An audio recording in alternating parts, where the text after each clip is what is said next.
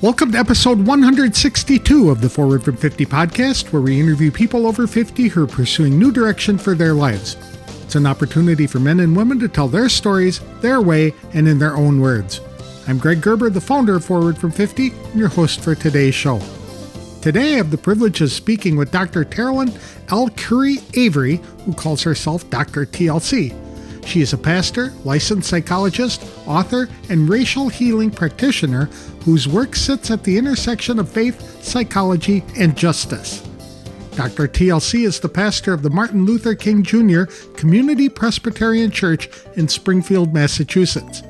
It is a congregation that has spent the last several years rebuilding after their church was burned down in a hate crime. She is also the founder of Sacred Intelligence, where she helps individuals and organizations to heal from the inside out and to live into their fullest purpose. In this conversation, Dr. TLC shares what it looks like to step more fully into calling and meaning after turning 50, not by starting over, but by expanding the work that you were already born to do. Here are a few takeaways you'll hear in this episode.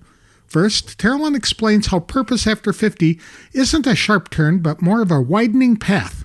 Her move from psychology into ministry didn't replace her earlier work. Rather, it deepened it and gave her new ways to serve and lead. Second, she talks about sacred intelligence and the three relationships that shape our lives.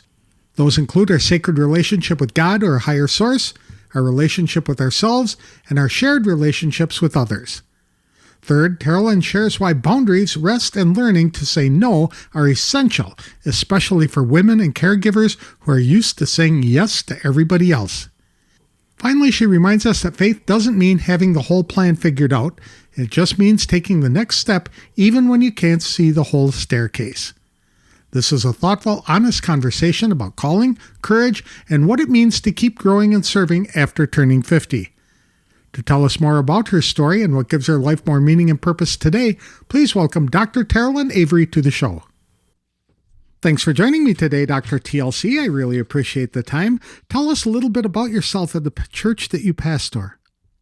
I am the pastor of the Martin Luther King Jr. Community Presbyterian Church, which is in Springfield, Massachusetts. I want to just express a little bit about the church. It's a church like any other church in many ways, but one of the things that we stand apart on is in the last 5 years, we've been rebuilding our church because it was burned down in a hate crime in 2020. And we are now back in the church. But what I think is so significant about that, particularly as we're moving towards Dr. King's birthday, is to think about how do we still live out our faith after such a tragedy? And how do we live in this place of where we hold people accountable for their actions while still being loving? So to understand who I am is to understand how to lead a group of people and to lead even myself through this journey of reconciliation, this journey of staying in a place of love, but a journey of holding people accountable even as we do the work of justice. It sounds like a big job, to be honest. It is absolutely a big job. When did you start pastoring the church? I started pastoring the church in 2017. I started going as a visitor, like a visiting pulpit supply is what we call it in our denomination. And I just fell in love with the church. And I started becoming their pastor. In our tradition, it takes a little bit of a process, but I started officially in 2018, saying that I'm here to be here with this particular group of people in this particular time and place. So you it's been about 8 years. You weren't quite 50 at that point, I would imagine. Actually, I was a little over. I was a little over 50. Okay. Now that I think about it, you're making me think about my age now and having to do it. What's interesting, I pastored a church even before turning 50. But because I know that your show is really about being over 50, let me back up a little bit then to provide some context of a little bit more of a context of who I am and how I got called to this ministry in the first place. I got called because God is a prankster. That's really the answer to that. But my first career is as a licensed psychologist. And for me, I always felt like I was doing the work of God in helping people to heal psychologically and emotionally. And when God called me to ministry, I was not in my 50s. I had two small children, a husband, and private practice, and I worked in a school setting. So I was really just very involved in the work of psychology and healing and family and all of that. But God called me into ministry, and I just could not understand why. And a very wise clergy woman said to me, it's not that you aren't doing the ministry and the work that you're in, but what can you do more of as an ordained minister? And Greg, I have to tell you that my lens shifted on many things, and I understood that God calls us for a particular time and place and space. And so when I first came out of divinity school, I really did a lot of focus on the wounds of religion, which I am still very much interested in those wounds. But I had also done a lot of work around dismantling racism. And as my ministry would take me, I ended up pastoring an all-white church during a time where there were many Black and brown men who were being shot and killed by the police. And to be in that congregation during that particular time and space was very interesting for me and moving me in a particular direction as well. And then I end up in this place, the Martin Luther King Jr. Community Presbyterian Church. What what divine choreography that you would have a psychologist and a minister to be there to help a group of people really heal from such a travesty. And I also expanded my work on dismantling racism throughout those years as well. So it's not that it's like a beautiful tapestry. It's not so much that God called me to something totally new after 50. It really just expanded the work that I was already doing. I like that. And I also like it that God will call people into ministry even later in life. It's not something they have to do in their 20s or 30s, that's for sure. Absolutely. I'll tell you the funny story about that is God begins to work on us sooner than we might answer the call. And I kept getting these droppings throughout my time. Have you thought about becoming a minister? I'm like, what? No, no, no, I'm already doing ministry. And it just came to a point where I had to finally say, okay, God, I'll do that down the road. But the funny thing is, this wise clergy woman was doing a sermon called Can You Hear Me Now? And everything she said, I wanted to be an adolescent psychologist. That's what I was at the time. She said, I told God I'll do it when I'm in my 50s. And then she just talked about her process. And everything she said, it's just God was like, can you hear me now? Can you hear me now? And so it was at the end of her sermon that I actually went to her sobbing. And I was like, I don't know, I don't know, I don't know, I don't know. And she said, Terrlyn. Now, I don't know what she knew, but I know that I didn't know. I was like, I don't understand what God is calling me to do. I'm already serving. I have these two kids. I have a husband. Da, da, da. And she, Terrlyn, what God is calling you to do. And if God is calling you, God will equip you. And this is for any of your listeners to know whatever you are being called to do in this particular point in time in your life, you already have what you need. Doesn't mean that you know everything, but you have what you need inside of you to guide you to the right people. Those people will also come out of the blue. All you have to do is to accept the call. That's exactly right. And I like the idea that people go into ministry later in life too, because they're bringing a vast amount of knowledge and personal experiences and hurts and pains and things like that. So they can really empathize with others, I would imagine. Absolutely. I love that you say that to really empathize because I think about when I was a psychologist before I had children and I couldn't understand why these parents just wouldn't do the homework I would give them. If you do the homework, these kids would not respond in the way that they're responding. Had all of these thoughts. Then when I had my own kids, I thought, oh, I get why you aren't doing the homework. The same thing is true for ministers.